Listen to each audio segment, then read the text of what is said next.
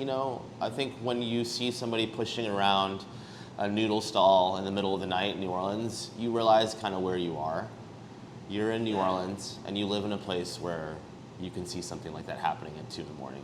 Hi, my name is Sean Wee, also known as Swee, and I am the chef and owner of Wukong Ramen.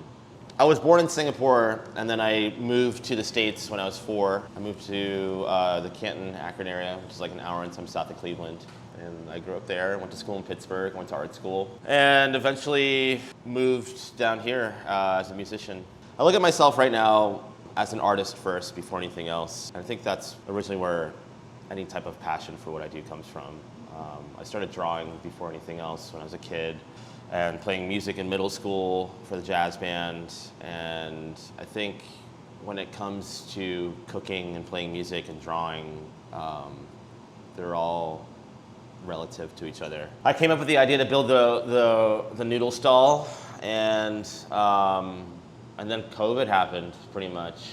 And then I went to California for a year and I worked in a ramen shop there, and I came back and I worked at a ramen shop here, and then I built my cart and I quit my job and did this full time. Ramen specifically, to me as an Asian American, was a culture that has a very strong relationship with American culture. I think for Westerners, it's easy for them to conceptualize Asian culture and food through a Japanese lens, even though that is still very muddy. So my original idea was to do ramen and do it the best that I could, but also kind of leak in Southeast Asian hawker stand food and like noodle stalls, because I didn't want to go too abrasively into the Southeast Asian stuff, because honestly at first I was afraid it would just be way too wild of a palate.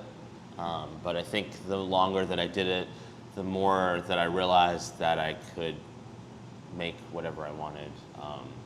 And honestly, I think that type of mentality allowed me to be a little bit more confident about pursuing like the subtlety of ramen. I was born in Singapore, and I think that growing up with a culture that is so rich in a culinary background, despite what culture it is, it's going to kind of define the palate that you have, you know, growing up. So that palate for me is Southeast Asian. It comes very naturally to me.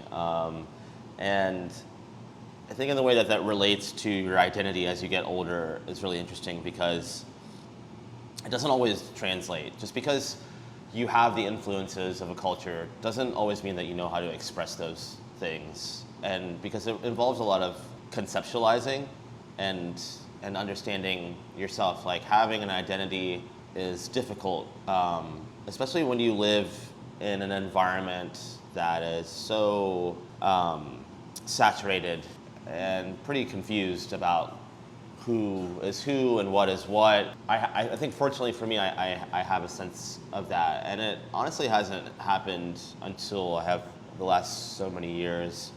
You kind of have to submit to the idea of a blank slate first, you know, and kind of build it as it comes. For me, coming from Singapore, I'm half Sri Lankan and half Cantonese. So the Cantonese side is where you're getting a lot of dumplings, and the spice and the like curry massaman, for instance, is not a Japanese curry. It's more of an Indian curry. And my curry massaman that I'll have at the restaurant is very, very derivative of what my grandmother used to make. Out in the ramen stall, it's always going to be one ramen and the chicken shumai dumplings. The chicken shumai dumplings are always there because they're cheap. If you eat meat, you most likely eat chicken. There's a lot of people in New Orleans that don't eat pork, so I kind of cater to that idea, because typically shumai is a pork and shrimp dumpling. And as far as the ramen goes, it's always a rotating ramen. Right now, I think lately I've been doing either a shoyu ramen or a curry massaman ramen. When you're dealing with ramen, you're dealing with a lot of layers of taste and subtleties. So I mean, every component that you have is going to be broken down in its own layers. So when you're thinking about the salty aspect of things, You're getting subtleties of salt from the seaweed, and you're getting subtleties of salt from the sea salt, the soy sauce, the dried fish. It's just, you gotta kind of like break things down into their subcategories to kind of fill out, the full umami of everything. I think that's like another idea about identity, and a lot of times when you're searching for something, you kind of get in your own way. You kind of just have to allow things to be what they are. But culturally speaking, I think that there is a lot of similarities to Southeast Asia specifically for me, where Southeast Asia is such a melting pot, and Singapore is known for being a port city and is one of the port cities and a melting pot, a culinary melting pot. And I think that New Orleans, as far as the States go, is a very similar type of character going on. So as far as flavor profiles go in the two characters of the cities, like with the curries specifically, with the Sri Lankan background, and like Indian curries can resonate a lot with curries from the islands. Even though those two curries are like different, a curry from the Caribbean is going to be different than a curry from India, but there's still a lot of very strong similarities going on. Yeah. And when you mix those with noodles and crawfish and seafood, I think you get, Asia and New Orleans. It's interesting. I mean, one of the main reasons why I have the cart out is to make reference to Southeast Asia, to places like Vietnam and Singapore, where they have a lot of outdoor noodle stall cooking.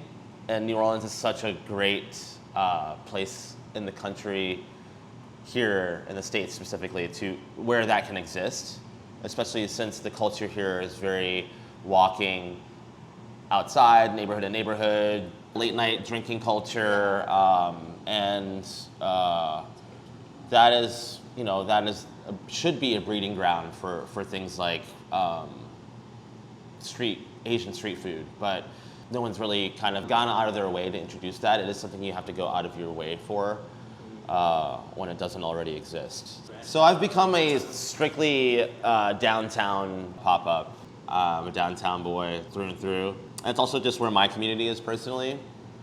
And I think it's where the cart works the best because I consider myself a neo-traditional cart. I can push it from neighborhood to neighborhood. So I am found in the Marini and the Bywater neighborhoods almost exclusively nowadays, from anywhere from the Always Lounge to BJ's. So the brick and mortar is going to be great. It's going to be at the old Rosalia's building in a shared space with Gage and Sandoz. Gage and Sandoz is currently open from 11 to 8 o'clock, Wednesdays through Sundays. Wukong Ramen's going to open at the brick and mortar space in August. In the summer, we're only going to be open for Fridays and Saturdays from 8 p.m. to about 3 or 4 a.m. There's a lot of different reasons why I push it. So many people always are like, oh, we need to build you a bike thing, or we need to get you on a truck. I'm like, I don't need to do that. I mean, it does honor my ancestors. It does pay tribute to Asian culture.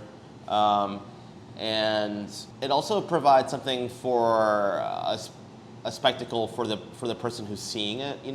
I think when you see somebody pushing around a noodle stall in the middle of the night in New Orleans, you realize kind of where you are. You're in New Orleans, and you live in a place where you can see something like that happening at 2 in the morning.